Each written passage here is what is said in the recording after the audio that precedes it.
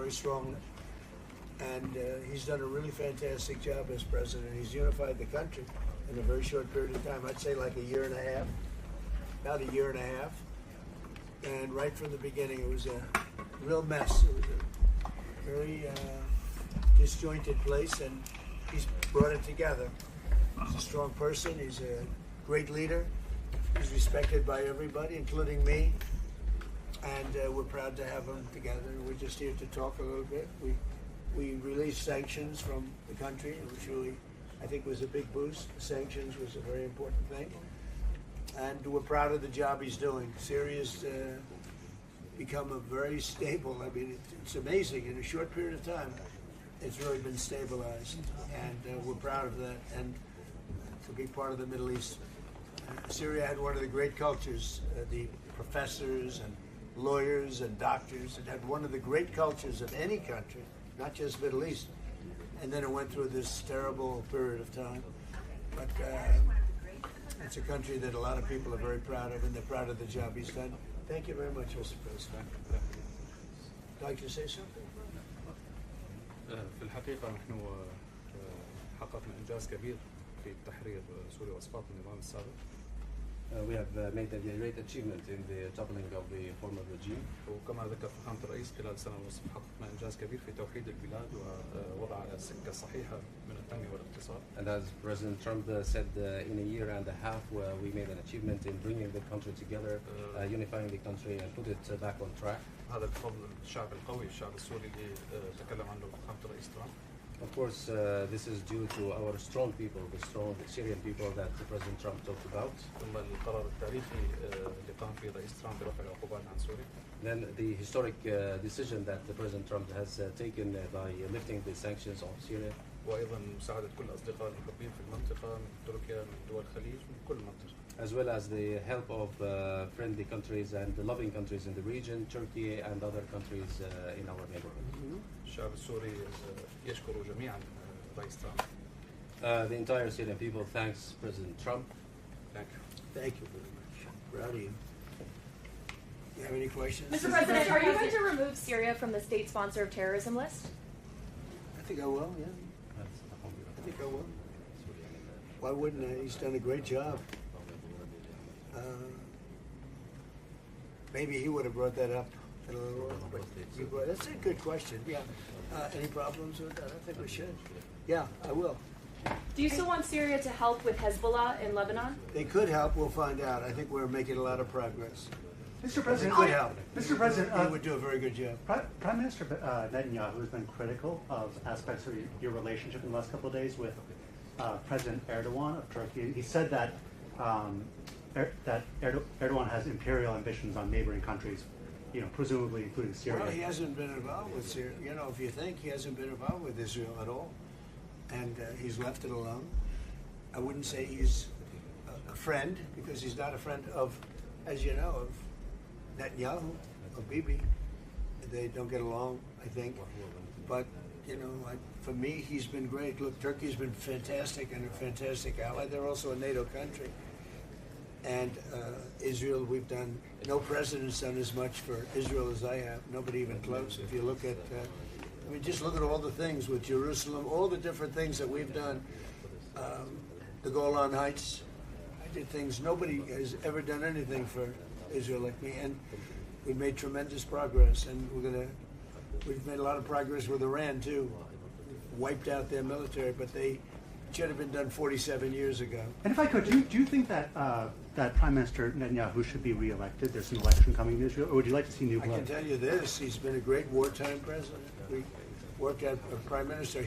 So we worked with each other very closely, and we went through a very big thing. We did a big thing together, and in my opinion, he's been a great wartime prime minister. I don't know anything about his politics. I'm not sure. I would think he should be popular because he did a very good job. We had and have a very good relationship. But he was a great wartime prime minister. President If you had other prime ministers, you know what? They wouldn't be in Israel right now. You know that? They wouldn't be. It would have been blown to pieces by Iran. If you had a weak prime minister, you wouldn't have. And if you had a different president, I guarantee there wouldn't be and Israel wouldn't exist today if you didn't have me as president. Mr. President, you said Data from the Energy Information Administration revealed that U.S. crude oil production set a new record in the month of April under your leadership. That's right. Why is it important to keep hitting numbers like this at this moment in time? Why is it important that you were able to get this done and keep it on this trajectory? Well, when we decided to do this, it's called the denuclearization of Iran. We have to do it. We have to have. They're never going to have a nuclear weapon, and they admit they're never going to have it. But they behave badly. Always behave badly. There's something wrong with them. But when we did this, we thought oil would go much higher, and it didn't go very high. And now it's coming way down, and you're going to see oil drop very low. Now maybe we'll do some other things that could lift it a little bit, but I don't think it's going to lift it a lot at all. I think oil is coming down. There's tremendous amounts of oil. Scott, what would you say about that? Yes, so record production under President Trump in his first term. Now in his second term, the U.S. is an energy superpower. It's why we weathered the conflict better than anyone else. And just this weekend, Bloomberg wrote that there is an oil glut out there, and we think that safe, secure American oil maybe even should trade at a premium to the rest of the world. So we have, if you add it up, you take Saudi Arabia and take Russia, two big oil producers, we do more than twice as much. We do more than, so think of it, Saudi Arabia, Russia put together, we do more oil, and that's not including Venezuela. It's pretty amazing. And this all happened during my term. We started it at first term. Biden blew it because he had no idea what he was doing. But we are producing more oil right now than Saudi Arabia and Russia combined by almost double. Okay, any other questions? Mr. President, Yes. Yes, ma'am. you said that dealing with the Iranians is a waste of time. How do you plan to get the nuclear material and the nuclear assurances that you want? Well, we've already got the nuclear material because it's so far underground, nobody's going to be able to get it except us because we have the equipment that can get it. But I call it the nuclear dust. The nuclear material is so far down underneath a mountain, and now that's been determined, that it would take massive machinery that we have that no other country has. Mr. They can't President, get so it. you have no plans to go in, boots on the ground? Why would I go in now? I'd go in when they're completely either eliminated or whatever happened, or an agreement's made. Mr. President, Yes. if you cut off trade with Spain, does that mean that you're going to have to renegotiate a trade agreement with the EU? With who? With the EU, any past trade agreements you already have? We're going to see what happens with the EU. You know, they've treated us very badly for years, and they took advantages. Look, we're very close to those countries, right? And to everybody in the EU. The problem is they took advantage of the United States for years. It's like him. They took advantage of Syria. He's bringing it back. And I'm bringing the United States back. We have the greatest economy we've ever had. We have the biggest investment. 19.2 trillion is being invested right now in the United States. 3 trillion was the record. Under Biden and under the past administration, they had less than $1 trillion for 4 years. We have 19.2 trillion in 12 months. Think of that. We have the largest amount of money being invested in a country in history. Pretty amazing. 19.2 trillion with a T. So, and they're building factories all over the country. I think yesterday Toyota announced they're leaving Mexico. And they're coming, I'm not that Mexico's thrilled about it, but they're leaving Mexico and they're coming to the United States to build what will be, I believe, the largest automobile plant either in the world or at least in this country. Mr. President, on oil prices Quick today. domestic question. You announced on Truth Social a couple days ago that Walmart was cutting the price for ground beef by 15%. How big of a deal is that for American customers this summer? So Walmart has agreed to cut their prices very substantially because things are going down. We're getting it down. We inherited very high prices. We inherited the highest prices in the history of our country, or 48 years to be exact, but I don't believe that. I think it's in history. So under Biden, they had tremendous inflation. Under the Democrats, we had tremendous inflation, record-setting inflation.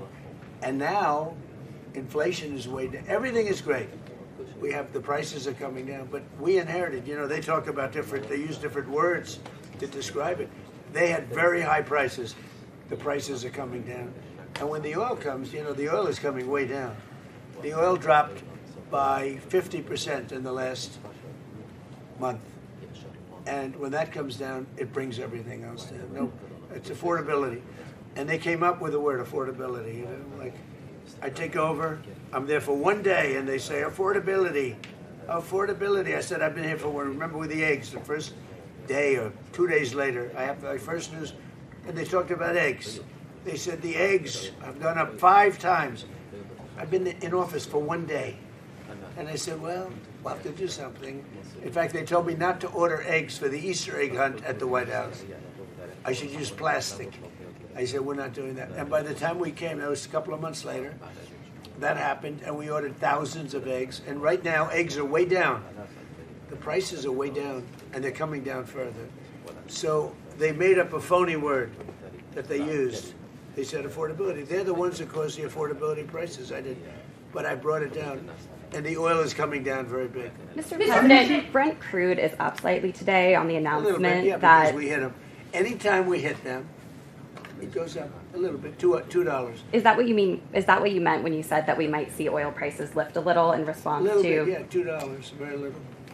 It's down from, let's say, $135 down to $69. It's dropping, and everything else drops.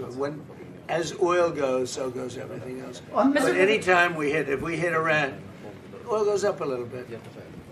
It's all right. Mr. President, do you think And you know Israel? what we're doing? We're de-nuking it. All right? We're de-nuking Iran. They're not going to have a nuclear weapon. All right, one more question. Sir, do you think Israel should withdraw troops from southern Lebanon? Well, I talked to Bibi about that. Yeah, I think they're going to. I think they want to. I don't think it's a question of me. I think it's a question they want to. And they're getting along with Lebanon. They're signing deals with Lebanon. First time ever. Marco, talk about that if you'd like. Yeah, we have an agreement that, and that's the goal at the end. Obviously, Israel's concerned about their security. But the president did a great job bringing those two countries together for the first time It's a ever. big thing. First time in many years, right? So we have a deal with Israel and Lebanon. And, yeah, they'll leave. And I think it's going to work out very well. But we're here for this because Syria has turned around as fast as I've ever seen. Well, actually, I turned the United States around very fast, too. I inherited from a man who was not smart, not a smart person. We inherited from the man where they were running this country so badly with the open borders. Think of it, 25 million people allowed into our country. And that includes 11,888 murderers, most of whom murdered more than one person, okay? We got most of them out, or we have them in jail, and we've done a great job. Washington, D.C. now is considered one of the safest cities in the country. If he came to Washington, D.C. a year and a half ago, he'd fear for his life, even though he never feared for his life before, because it was very dangerous. But somehow his territory might have even been a little more dangerous. I joke because, he comes from a rough environment. Would you say that's right, Tom Barrett? Huh? It's sort of funny to think. I don't think he'd be too concerned with Washington a year and a half. But we had a very, very unsafe Washington, D.C., and now it's one of the safest cities in the country. We put the military in. Washington went from being an unsafe to one of the safest cities, and crime is down 94%. We don't play games. And we removed over 5,000 career criminals, many of whom came in through the open borders of Joe Biden. We did the same thing with Memphis, Tennessee. We did the same thing with in Louisiana. You have to speak to the governor, because New Orleans, the crime rate is down 78%, in a little while, and they had the best Mardi Gras they've ever had. So we're doing a good job, and he's done a great job too. And I thank you very much. Thank you very much. Thank you, guys. Thank you, press. Thank you. Thank you, guys. Thank you. Thank you. Thank you. Grab your face, Mike. Thank you, guys. You can head out right there. Thank you, guys. Get it?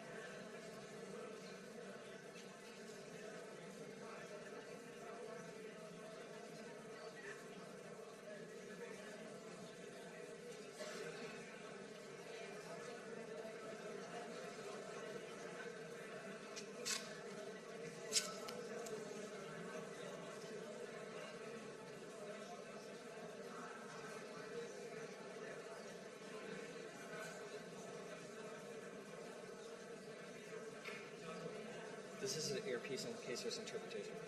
I honestly have no idea. Ask. Where's Waka?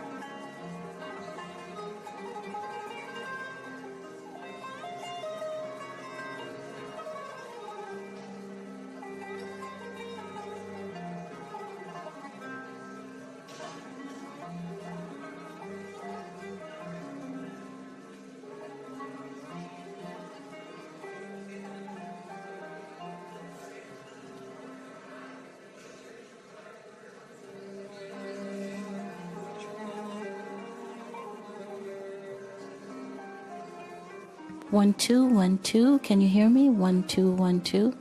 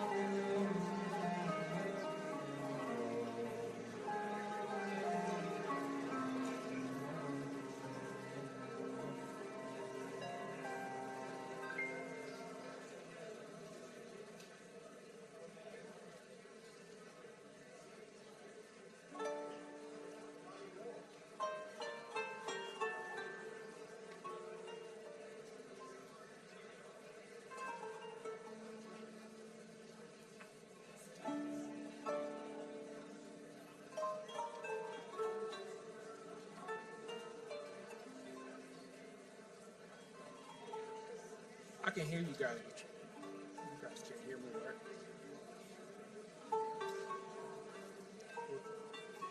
Was I just on the mic?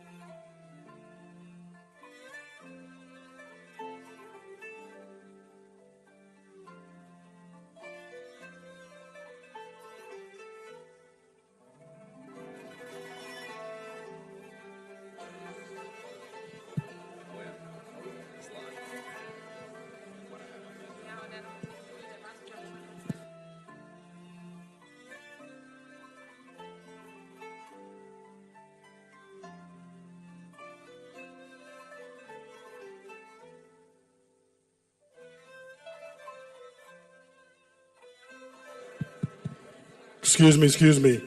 If you're sitting on the stairs, you have to be close to the wall. You cannot sit on the stairs. You need to be standing close to the wall. We need to have an area clear for ingress and egress on both sides, please. If you're sitting on the stairs, you need to be close to the wall on both sides, please. Thank you.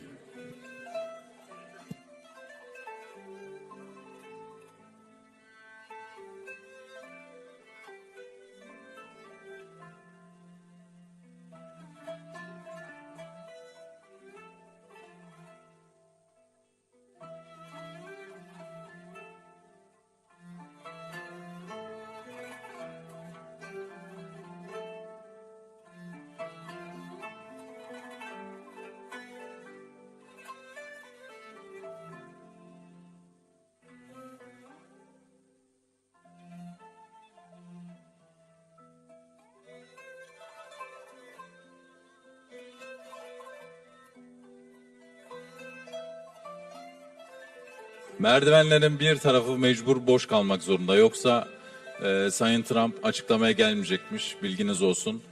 Bir kanadını muhakkak boş bırakmamız lazım. Sağlı sollu.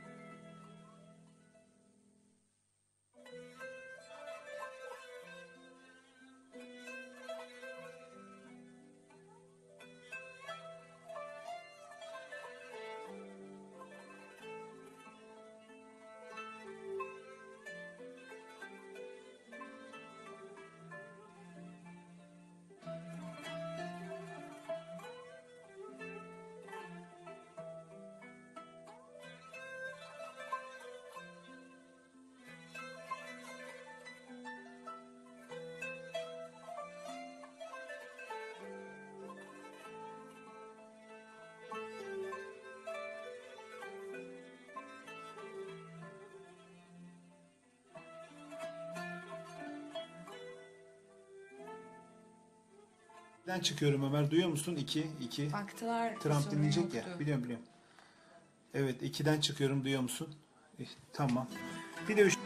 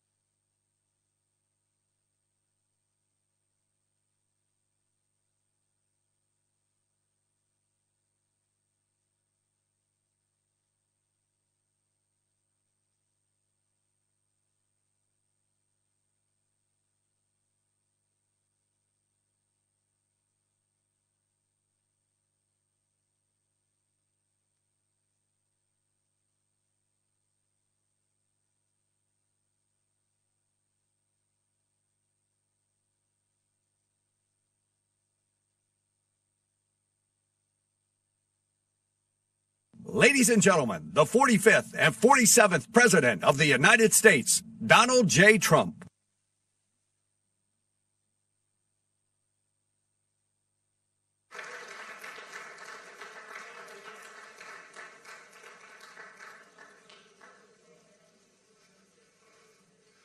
That's a lot of press. Wow. Well, it's important stuff. And you know, our team out here, they've all become stars, superstars actually. But we want to thank you very much. We've had a tremendous time and I think a great success. And we just concluded a very successful NATO summit here in Turkey. And I want to thank President Erdogan, who's really a great man. He's a great leader. He's a friend of mine, been a friend of mine for a long time. He's a strong person, a very strong personality, and that's why he runs such a successful and good country, and really a great, I would say, a great country. Militarily, he's very powerful. People leave him alone. But he's really done a fantastic job. And from the moment we got off the plane, you look at the airports were beautiful. They built a new terminal for our arrival. Everything was beautiful. And so I just want to thank President Erdogan, who's done a fantastic job in Turkey. And I also want to thank NATO Secretary General Mark Rutte. Mark is an extraordinary person, smart, great leader. It's not easy leading so many leaders like that. You get a lot of leaders, and they're strong personalities, every one of them. And Mark does an unbelievable job. Couldn't find anybody better. I just want to say there was tremendous love in that room. The press got to see the sitting, but they didn't get to see the speaking. And I actually said, it's too bad the press couldn't see this, because every one of them spoke for a little while, and I spoke for a little while. And it's a lot of speeches. We kept it short, but it's too bad the press couldn't have seen what we were doing in that room, because it was very smart people, and they have a lot of good in their heart, not evil, good. And they're doing a great job for their country. The world is doing well. We have, as you know, the oil is down. We'll see whether or not we keep it down. We should keep it down. We're doing things that should have been done 47 years ago with Iran. And I just want to say that throughout my first term and over the past 18 months, the United States has led a historic effort to dramatically increase the defense spending and to have equipment that no other country in the world has. When you look at Venezuela, when you look at Iran, essentially demolished their military in a couple of weeks. They had a good military, they had a good navy, they had 159 ships, everyone's at the bottom of the sea. They had hundreds of airplanes, they're all gone. They're all lying burned up on the runways. They were totally decimated, their radar's gone. Everything's gone, their leaders are gone, frankly. And their combat capability is pretty low. They have a small percentage of missiles left. They have some of the missile launchers left, call them launching pads, but most of that's been destroyed too. So we have the strongest military in the world by far, not even close. Everybody admits it. Last year's summit in the Netherlands was great also, and we achieved an unprecedented agreement to increase the annual defense spending, and it's the benchmark, raising it from 2% to 5% of GDP, which everybody said was impossible. And now they're all thanking me, and most of the countries have agreed to it. We have a couple of that didn't, but I have a feeling they're going to, and pretty quickly. In fact, today they were very positive. One of them in particular was, I didn't think, a good team player. Today was a great team player. As all of the leaders understand very well, the United States remains by far the largest contributor to NATO, monetarily and maybe otherwise, and the strongest military anywhere in the world. And they respect us as a country. Again, they didn't respect us 2 years ago. They laughed at us. NATO laughed at us. Everybody laughed at us. They don't laugh anymore. There's no more laughing. This year we invested a record $1 trillion in our armed forces, and we're going to be asking for $1.5 trillion coming up. We have the money being spent on the best equipment anywhere in the world. In the working session this morning, we discussed the progress other members are making toward the 5% target, and they're making great progress. Many of these countries are very rich, by the way. We don't have to feel sorry for them. But it doesn't mean they're properly protected. There's a big difference. Some have truly answered the call, and others are making big changes and will be answering the call. I think I can say in all cases they're going to be answering the call. And we'll be taking in over $1 trillion a year toward defense. And that's a tremendous amount of money. It's a big up. They were at 2%. They were actually at 1%. I got them to 2%. Then I wanted to get them to 5%. And we got up to 5% the last time. And they're, just again, if you could have seen the respect and the love in the room, and it's love really for the country, for our country. I don't want to say me because you'll say, oh, he's so conceited. He's such a conceited person. But they do. I mean, they like the job I'm doing. They said, sir, we love you. These are grown people saying that. Isn't that nice? Maybe, I don't know, maybe they're trying to get to me. And in a way they did, because there was tremendous unity in that room. And I urge all nations to accelerate their plans to get the benchmark as quickly as possible. The benchmark is going to be that 5% number. That's the number it should have been for years. As a result of the commitment we achieved last year, defense spending of other NATO members surged by more than almost $150 billion in 2025, and much of that money is being spent on American-made equipment. They all want American-made equipment. We're pushing very hard to have the defense companies. They're great. We make the best equipment. The Patriots and the Tomahawks and everything we have is considered to be the best. Not by me. It's everybody wants it. I wish we made it faster because we could sell as much as we could make. And as you know, I had Lockheed and every one of the companies, all of the companies who are Raytheon as an example, Boeing. So many of those great companies are now building plants. They had big plants, but they were using them 24/7. I said, that's not the way to do it. You have to build more plants. You don't have to just go overtime. No tax on overtime. Remember that, please. No tax on overtime. Those people are happy. But they were doing literally 24 hours to get the Tomahawks done and the Patriots done and all of the other defensive and offensive equipment done. It's the most sought after equipment in the world. You saw that with Venezuela, where they had a lot of great equipment that wasn't ours, and it didn't work. Our equipment works, but we have to produce it faster for other countries. For everybody, including ourselves, we have to produce it faster. So we think within a year and a half max, we'll be, instead of waiting for a year or 2 years, we'll be having it on a 2-week wait, maybe a 1-week wait. That's what I want. And it'll do really well. A lot of people are, just waiting. They're waiting. They want to get this defensive equipment, maybe in particular the defensive equipment, but offensive and defense. As much of that money is being spent on American-made equipment. That's the money that the European and Canada are spending, European countries mostly, and Canada. And they're spending that with the United States, largely. And it's American-made, made in the USA, as we say.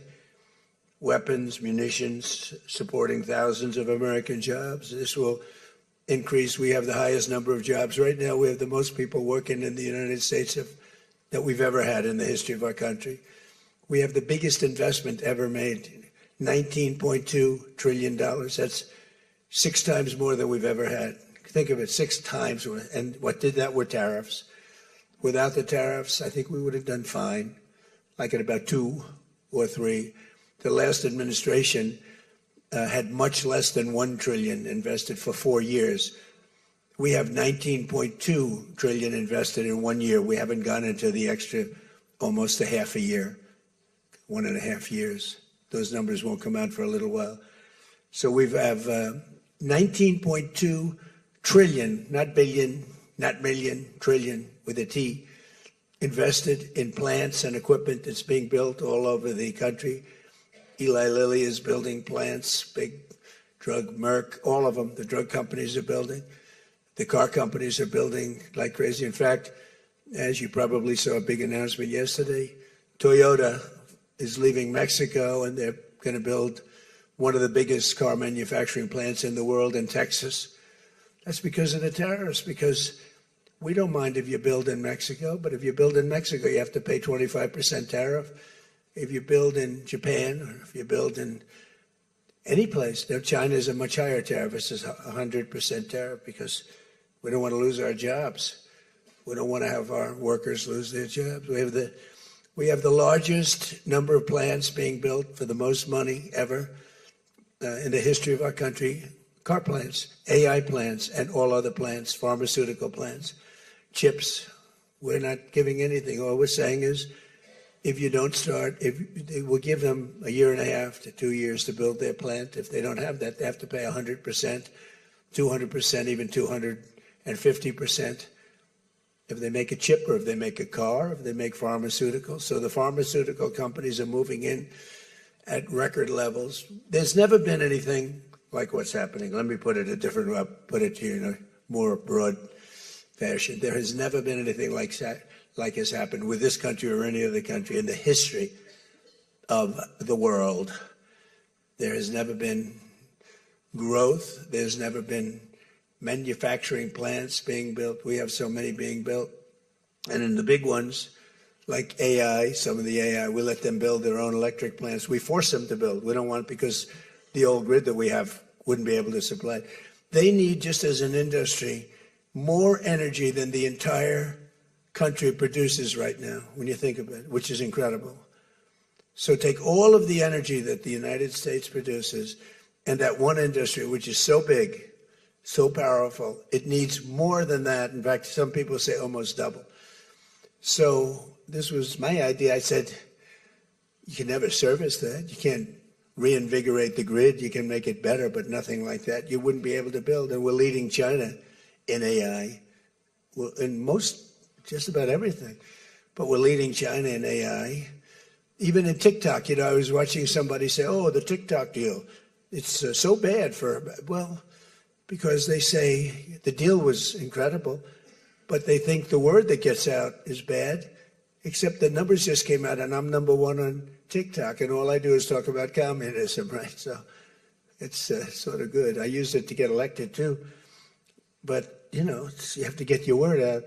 But the numbers came out just a little while ago, and I was #1, some ridiculous number. I've never heard of numbers like that, but #1.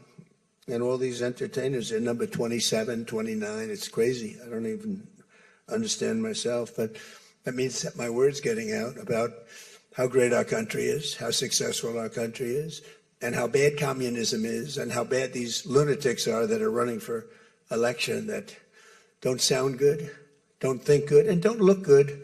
I don't see any looker. I don't see anybody with the look. You need the look, I guess. You need something, but they don't have it. And I think they'll fade fast. And it's not social democrats. This is not a social these are communists that are running. And they don't want God. They don't want successful things to happen for our country. They don't want to have a successful country. I think they're sort of crazy. As European nations rebuild their militaries, American equipment will be the largest beneficiary. The defense companies are going to be making most of that equipment. They want the American equipment because it works better. It's not a question of anything else. We make the best equipment in the world. And to that end, I provided other leaders with an update on the steps we're taking to rapidly scale up production in the United States. And they wanted to hear that because they don't really want to get it in 4 years, 5 years. They want to get it like in a week. And we'll actually be at a point like that in the not too distant future with the plants that are being built. The defense plants, it's incredible. Lockheed is building, I think, 5 Some of them are building 3, 4, or 5, and they're big ones. It's going to quadruple the output of we have with the munitions and the basic equipment itself, whether it's a Patriot or Tomahawk missile or any of the missiles that we make many missiles, different types, for different occasions. And just today at the summit, we announced $3 billion of new defense investments with U.S. companies. And Lockheed Martin will establish a world-class Patriot missile sustainment facility, a big deal in Europe. They're given a tremendous incentive by Europe to do that. All goes to the benefit of us and Europe because they're getting the best equipment. Northrop Grumman is moving forward with the sale of advanced American drone technology. We're actually the leader in drone tech. A lot of people don't know that. We have the most sophisticated drones in the world. And we're a real, I guess we're the leader, but we'll soon be the leader by many times over. And Lockheed and Rheinmetall are announcing a partnership to build the Army Tactical Missile Systems, which is a big deal. And Anduril is announcing a deal to build their new Barracuda missiles, which is a very highly sophisticated, fast missile, and we're doing that for Poland. Poland's doing very well, by the way, with a very, very good president, great president, I think. All of these agreements directly benefit the U.S. defense industry and base, and what it really does is it means jobs. And again, I have to just say that when Toyota announced yesterday, I wasn't that surprised, but everybody wanted to get that. That's the largest, I think it's going to be the largest plant in the world, car plant, and they're moving into the United States. And again, they're doing that to avoid paying the tariff, because if you build your product here, you pay no tariff. If you don't, you pay a 25% tariff, depending, 35% sometimes 100%, 200%, depending on what the product is. As an example, we're doing great on steel because we charge tariffs. So now all of a sudden the steel industry, which was absolutely dead a few years ago, I revived it in my first term, pretty good. And then they blew it in the Biden term. What a shame. They just blew it right out the window. They had no idea what they were doing. And I quickly revived it at the beginning of this term, year and a half. And the steel business is through the roof. We don't even make aluminum anymore. Now we're going to have the largest aluminum plant in the world being built in Oklahoma. I love Oklahoma. 77 out of 77 counties, 3 times. And it's great. It's a great state. They're going to be building the largest aluminum plant in the entire world in Oklahoma. It's starting very soon. Over the course of the past 2 days, I had a number of excellent discussions with other leaders at the summit and held productive bilateral meetings with essentially all of them. We had dinner last night. Just about all of them were there. President Erdogan of Turkey, as well as President Zelensky, and he just came in, as you probably saw, had a little press conference, and also President al-Shara of Syria, who's doing an unbelievable job in unifying Syria. What a job he's doing. Syria was a mess with what happened with the previous government, you know that. Very dangerous place, and now it's just come together. He's done a fantastic job. People are talking about it. In every conversation, it was clear that America is back, and we're stronger and bigger and better than ever before. We have more jobs, as I said, than ever before. And we're respected again like maybe never before. We are so respected as a country. That's why I wish I told the Secretary General, Mark, I said, it's too bad the press could not see what's happening in this room. You saw the big round circle with all of the leaders of all of those countries. And I don't know, I think they should allow it. The theory is that they won't be speaking quite as freely and it won't be quite as good, but who knows? It was amazing, actually. The unity in that room was incredible. Really a love. It was sort of pretty wild. There was a love in that room that was great. So this was a tremendously successful summit. And again, I want to thank President Erdogan, Turkey, and President, so many of the presidents, prime ministers. They were all here from NATO, the NATO countries. And in particular, we have to thank the Secretary General Mark Rutte for doing a fantastic job. He really put on a tremendous, his was just something, he's a unifier. He's a tremendous unifier. So I could take a few questions. We've done a few of these already today, so I don't think we should take too many. I don't think we should take, right? So we're going to keep it a little bit short, and I know a lot of you are going home. Some are going with me. So go ahead, please. Sir, yes. Yes. No. The gentleman right here. The very tall gentleman who's very insecure. He doesn't want to ask the question. He's a handsome guy, but he's very insecure. Go ahead. Do you want to shout it out? Give him a mic. How about giving him a mic? You shout it out.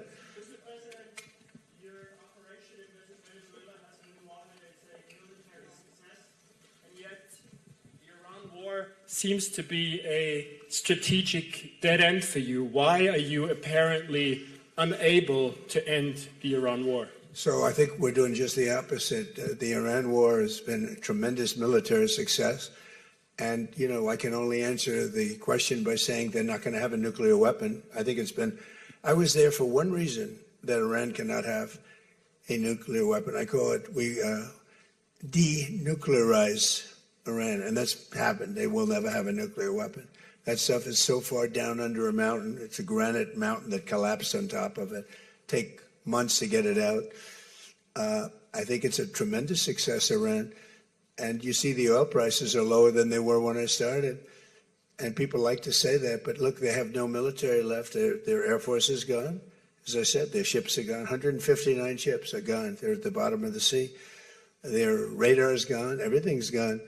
So when you say not a success, it's a tremendous success. The fake news likes to say how well they're doing. They're doing terribly. They have 350% inflation. When the war started, they had like 6%, 5%. They want to make a deal, but they don't know how to make a deal. And then they go around shooting ships at night. I don't like that. You know, they're dealing with very fine people. They're dealing with Steve Witkoff. They're dealing with Jared Kushner and J.D. Vance. And they're dealing with Marco and Scott. They're dealing with great people, but I don't know. I think they're a little loco. They're a little crazy. But they told us they'd like to go to the funeral of a person who was killed a lot of people. Khomeini killed a lot of people over the years, and there for a long time. Don't forget what we did. Should have been done 47 years ago. It could have been done any time within 40. This has gone on for, they were the bully of the Middle East. So they're a much different country. Now, in one day, all of their anti-aircraft things are gone. That doesn't mean they're not going to get a plane at some point. But all of it's gone. Everything's gone. Their leaders are gone. They had leaders, they're gone. And they had another set of leaders, they're gone. Now they have another set of leaders, they may be gone. Who knows? And you know what? I may be gone too, because I'm their number one target. It's out all over the place. I'm their number one because they're scum. That's the way they act, and that's the way they've done it for 47 years. But I'm doing what's right for the country. I'm doing really what's right for the world. They have to be stopped. And they've killed thousands, hundreds of thousands of people. They killed 52,000 protesters over the last 3 months. So when you say we're not doing well, I think we're doing phenomenally well. Our military has been incredible. Plus, we had a blockade. Did we have a blockade? Did you ever see a blockade work that way? You know, for you that said we're not doing well there. We did great in Venezuela. That was a one-day war, and they're very good military. You know, it's a very military country. We took out one of the worst human beings in the world, Maduro, and he's in jail waiting for trial. But what he did to this country was incredible, including the fact not only the drugs, but he had people pour into the country from prisons. They opened up their prisons. They allowed them to come in.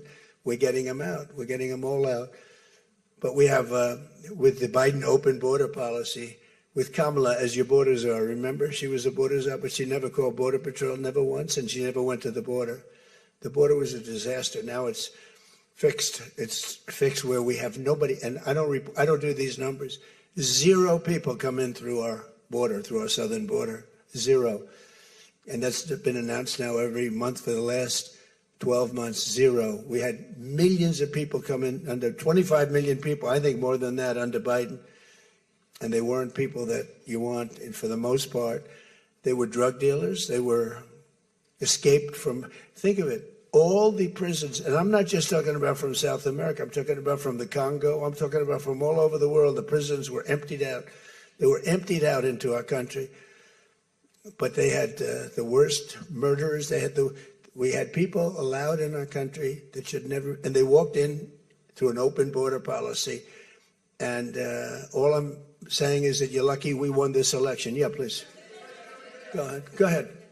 No, yes, go ahead. Who you with? Why don't you say your name and who you're with? It's always helpful. Thank you, Mr. President, for doing this. Iris Tao with NTD, with a sister media with the Epoch Times. Okay. On communism, you've been issuing a wake-up call to Americans at home about the dangers of communism. And now you're speaking on the world stage. What's your message to people both living under communist and socialist regimes, but also people living under democracies like in Europe and America who might not have realized how close communism has come to home? Yeah, that's a great question, actually. But look, I want to get the word out because what's forming is communism in the country. And communism's easy to sell. I would be the greatest communist in history. I'd be right up there with Lenin. I'd be as good as anybody. You've got free rent for the rest of your life. What they don't say is that you'll be living in squalor in 12 months. You've got a free house. Would anybody like to have a free house? We'll take it away from somebody. We'll give it to you. You'll have murders all over the place. Communism's a disaster. It's been proven to be for thousands of years under different names, but same thing. It's very important. And, you know, it's funny.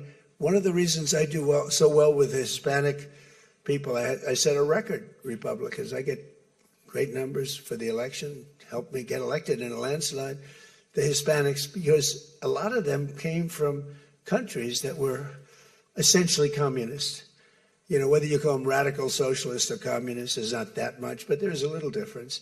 When they say social democrats, we're social democrats, it sounds so nice. It's not nice. It's a very dangerous term. So I do talk about it, and I talk about it on TikTok, and I talk about it everywhere. I talk about it here. And you're right, it has become international, but it's never worked, and it's not going to work. What is working is the United States. And think of it, we have more jobs than we've ever had. People are making more money than they've ever made. I'm talking about workers now. I'm talking about workers. They're making higher salaries than they've ever made before. It's just the best system, and it's got flaws, but everything's going to have a little flaw, but it's been amazing. And when I watch what's happening, and I see these lowlifes getting, I mean, they're lowlifes. I watch them. I know good people. I know quality people. These are essentially lowlifes. And when I see what they're talking, I think they're very dangerous in many ways. And I've said it. And then I said, boy, that's a pretty big statement. Then I realized, you know, a couple of people said, I think you're probably right.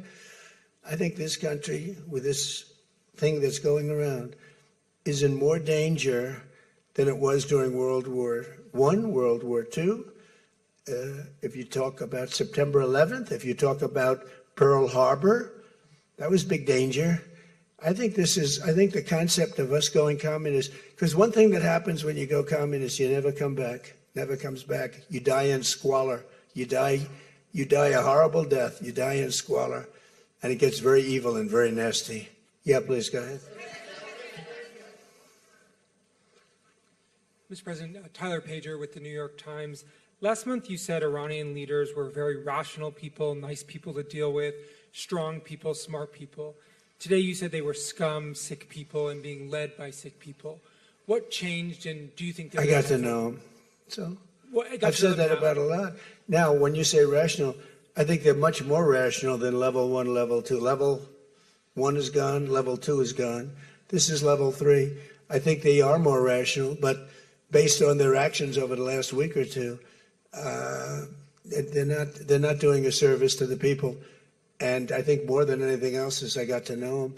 And I'm not sure I want to make a deal with them. We can play games, but I'm not sure I want to make a deal. Let's just finish the job.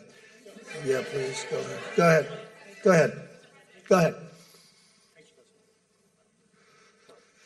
Thank you, Mr. President. Steve Sedgwick from CNBC. The oil markets are up today, around about 7% for WTI and Brent as well. The world is taking you at your word, sir, that the MOU is over, that the ceasefire is over.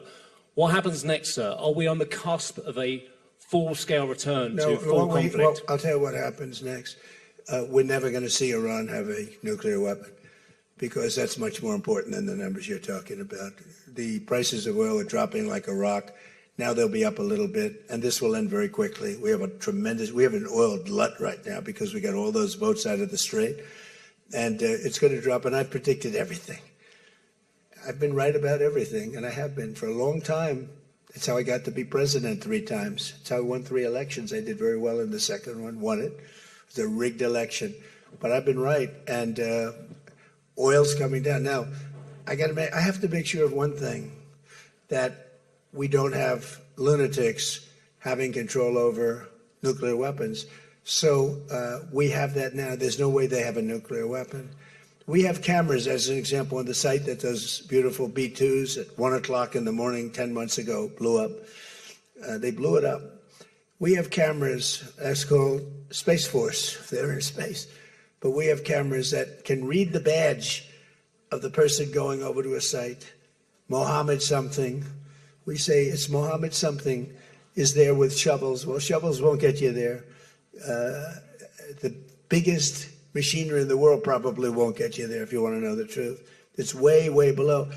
But we're watching that. And if anybody goes there, they get blown up. So nobody's going to touch that. Eventually, we'll take it. But what we do have is we have that. That's gone. If we wouldn't have had that, they would have had a nuclear weapon, and they would have wiped out Israel. If I weren't president, Israel wouldn't exist. And we did it 2 times. When the JCPOA, the Obama deal, when that was originally conceived, everything went to Iran. $1.7 billion in cash, hundreds of billions of dollars. They thought they could buy peace with these people. You can't do that. So the big thing we have is more important than anything we can talk about is you can't let lunatics have nuclear weapons. And we've stopped that. And that should have been stopped on a couple of other occasions, too, with different countries, but they didn't do that. Yeah, please.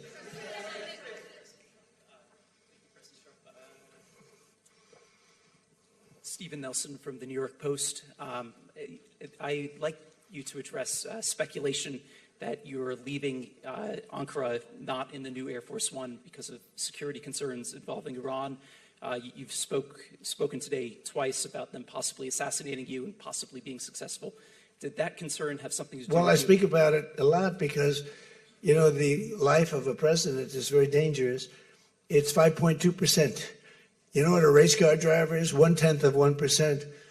A bull rider, that looks pretty dangerous to me. It's 1/10 of 1%. No, it's 5.2% is you don't make it.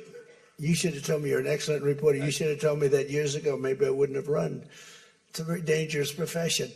No, I'm #1 on the kill list for Iran. They're lovely people. I'm #1. So I don't know. I can't tell you that, but I don't really care because I'm doing my job and I'm doing it, I hope, better than anybody's ever done it because we have a country that's hot and really, really successful. But I mention it only because it's on the list. I mean, it came out. There was another list came out yesterday, and I'm #1 on. I like being #1 on TikTok better, but I'm #1 on the list for killing.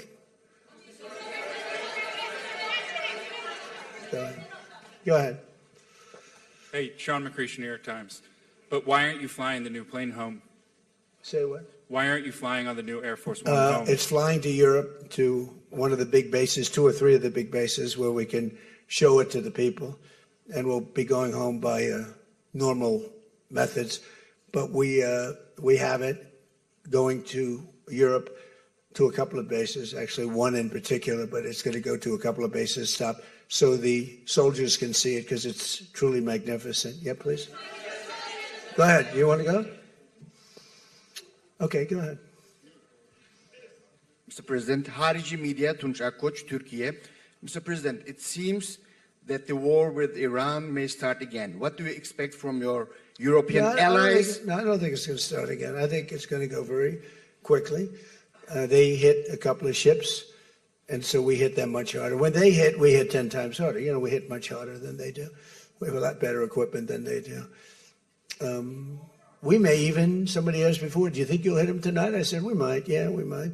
But when they hit, we hit. You know, it's what we use their language. We speak their language. No, I don't think so. I think anything that happens is going to be over very quickly, and will only make it safer, including for oil. Oil is going to be very free, very easy, and it's going to happen very fast. We have the Hormuz Strait. The boats have pulled out. I mean, there's a gusher of oil right now. We have a lot of oil. And no, anything that happens is going to happen very fast. We're not looking for long term. Okay, go ahead, Red. Now, you said today that countries... You're with who? MS Now. MS Now. That's a failing network. Why would you want to work for them? MS Now. Can you imagine? They wanted to get away. They took the name NBC because they were embarrassed by it. Go ahead, let's go. When do you hear this question? You said today that countries like Spain, Italy, and the UK were not there for the U.S. and its war with Iran. Should those countries be attacked, will the U.S. be there for them? Well, I'll tell you what. Number one, Spain has been very bad, but, you know, Italy's been good, and almost all of the countries have been good. They just had a bad moment. They didn't help us. We didn't need the help, but if we would have wanted the help, I said, by the way, if I want help, Sir would rather remain on the sidelines, and I didn't like that answer. UK gave an answer that was sort of weirder than that. They went out. I said, would you like to help? They said, we do, but we want to wait till the war is over. This was not in the spirit of Winston Churchill. So, yeah, I mean, I'll tell you what, I can only say if there's one word that comes out of today, it's unification. I've never seen anything like it. Every one of those countries, they love us, they love each other. That was tremendous unification. It was a nice thing to say, and it was a very fair question, too. Yeah. Green? Yeah, you're wearing green, right? Thank you, Mr. President. Eda Turul from Haber Global TV, Turkey. Mr. President, after your meeting with President Erdogan, can you tell us whether you and President Erdogan reach an understanding on Turkey's return to the F-35 program and the future of U.S.-Turkey defense cooperation? And do you believe U.S.-Turkey relations are entering a new chapter right now? Well, I had a great relationship in my first term. You remember Pastor Brunson, and he was put in jail for 35 years, and I called. He was an evangelical hero, actually, very good man. And I called President Erdogan, and he let him out. I didn't pay anything like Obama and Biden pay billions of dollars all the time. I never paid any for anybody. I just tell him, let him out. Let him out. But in this case, I didn't say it the second way. I said it the first way. I said, look, he's a good man. He's highly respected in the evangelical, and I'd like you to let him out. And he was in my office, in the Oval Office the following day, Pastor Brunson. I had a great relationship. When Sleepy Joe Biden got in, bad things happened with a lot of things between the border. Everything was bad. We were laughed at all over the world, and we had a very bad relationship with a lot of countries. I think Turkey was one of those countries. But that changed on November 5th when we had the election. And it's one of our best relationships. We have a great relationship.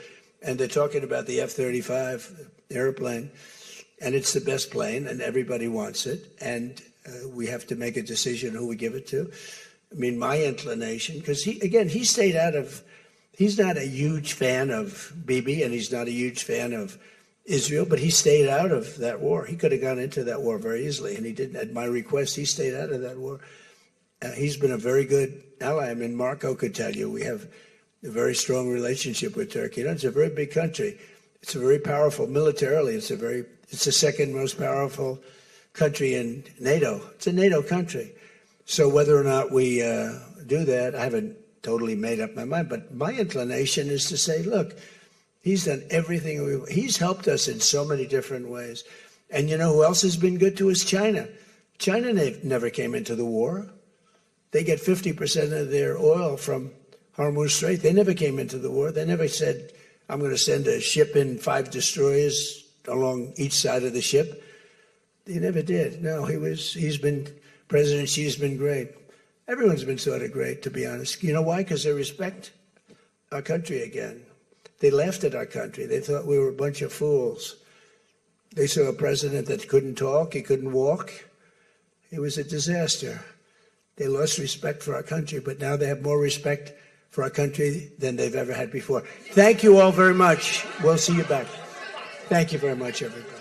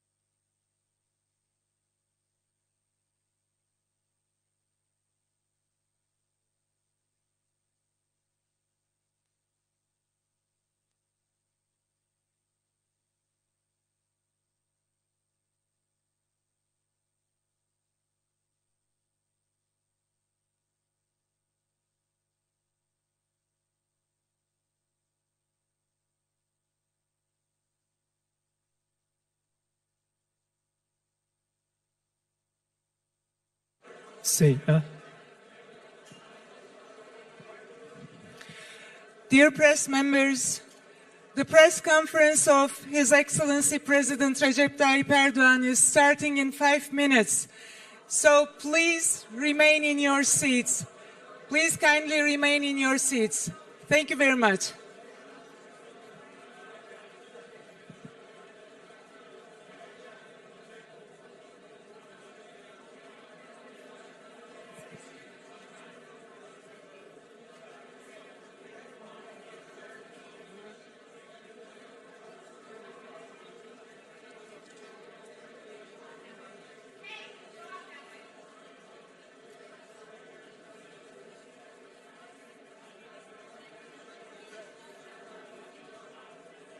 Şuraya hemen çekelim.